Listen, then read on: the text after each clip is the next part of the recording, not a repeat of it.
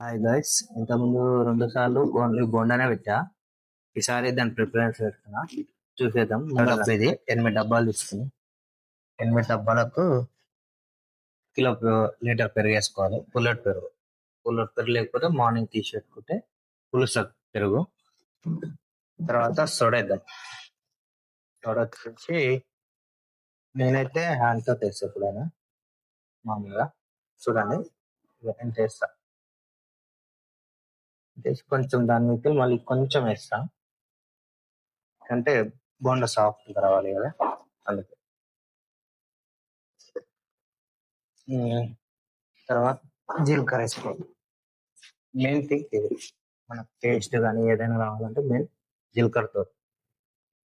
ఆ థిక్నెస్ కానీ స్మెల్ కానీ ఫ్లేవర్ బాగుంటుంది. మీకు అవసరమైనంత వేసుకోండి. నెక్స్ట్ సాల్ట్ కూడా కొంచెం చూసి వేసుకోండి. నేను ఎందుకంటే హాస్టల్ కాబట్టి కొంచెం ఎక్కువ కలుపుతున్నా, మీరు కాబట్టి కొంచెం చూసి కలుపుకోండి సాల్ట్. నెక్స్ట్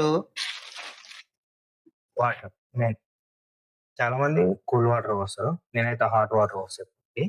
అంటే ఆ వేడి వల్ల ఇంకొంచెం పులవడానికి ఛాన్సెస్ ఉంటాయి అన్నమాట. మనకు ఎప్పుడైనా హాట్ వాటర్ పోసుకుంటే దానివల్ల లోపల బబుల్స్ ఏర్పడతాయి. బాగుంది.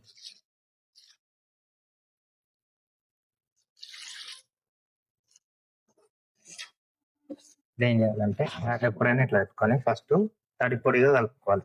మన చపాతి పిండి కలుపుకున్నట్టు ఫస్ట్ తడి లైట్ కలుపుకున్న తర్వాత నేను చూపిస్తాను.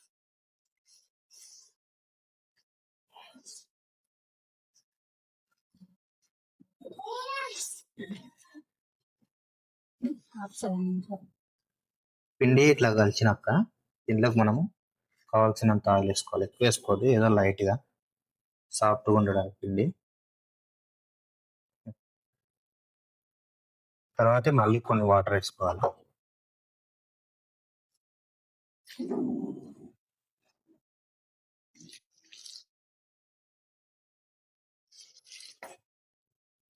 బాగా బీట్ చేయాలి. నేను ఫస్ట్ పిండి ఎంత బీట్ చేస్తే అంత సాఫ్ట్గా వస్తాయి, బొబ్బుల్స్ ఏర్పడాలి లోపల.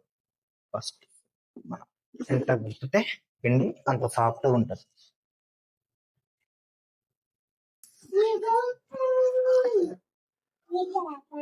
చూసారు ఫ్రెండ్స్, ఇక ఈ పిండి అనేది మనం ఏం చేయాలంటే, ఈ హ్యాండ్ ఇలా ఉంది కదా, ఈ 5 ఫింగర్స్ ఇట్లా ఇలా పెట్టాలి. కొంచెం డిస్టెన్స్ లో పెట్టేసి